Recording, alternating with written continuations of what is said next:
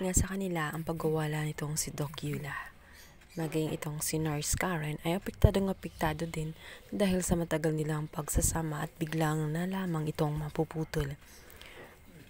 Sa isang iglap kasi bigla na lamang matutuldukan ang masayang pagsasama nila bilang doktor at nurse ng Apex. Kung kaya't mabigat sa loob dito kay Nurse Karen dahil close na close din siya dito kay Nurse ay kay Dr. Eula. Kaya naman dito nga ay tatawagan ni Nurse Karen ang kanyang mga kaibigan sa kabilang hospital sa loob ng Apex nga. At dito nga yung mapapansin nila kung bakit sobra ang pag-iyak nitong si Nurse Karen. Dahil baga nasa siya, movie siya na pang famas talaga ang datingan.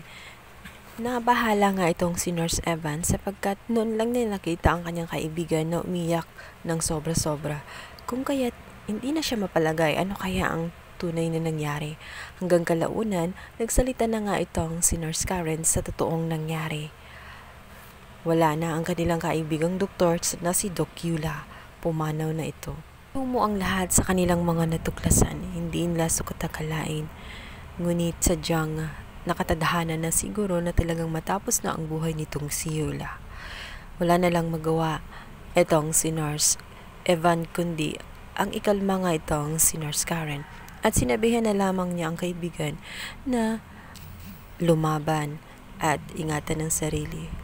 Dahil makakalabas pa siya ng ospital at matutuloy pa ang kanilang mga gustong puntahan at matutuloy pa ang kanilang mga kwentuhan. Kabilang banda, ang hindi alam ng lahat ay narinig nga ni Moira ang kanilang kwentuhan.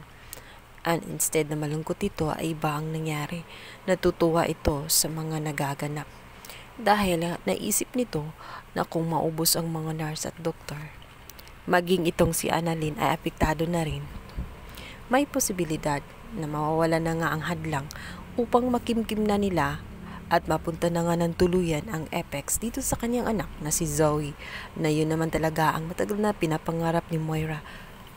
Sa kabilang banda, mag-aalala nga ng husto itong si Doc Lyndon kung kaya't sasabihan nga niya itong si Annalyn na wag na munang tumulong at ipahinga muna ang sarili. Maiging i-isolate muna niya ang kanyang sarili nang sa ganoon na gumaling nga siya at hindi masyadong lalala ang kanyang nararamdaman. Subalit, magmamatigas nga itong si Annalyn at iiral na naman ang pagiging bida-bida. Sinabi nito na maigi na umano na mamamatay siya bilang isang doktor, at least nagagawa niya ang kanyang tungkulin. Gustong magpakabayani nitong si Annalyn, samantalang ang kanyang ama naman ay nagpapanik na nga ng husto dahil alam na nga nito na affected na rin siya sa virus. Kaya naman minamadali na nga niya ang mayor na gumawa na ng paraan dahil habang tumatagal lumalala ang sitwasyon ni Annalyn at maaring ang mawala sa kanya ang kanyang anak na si Annalyn.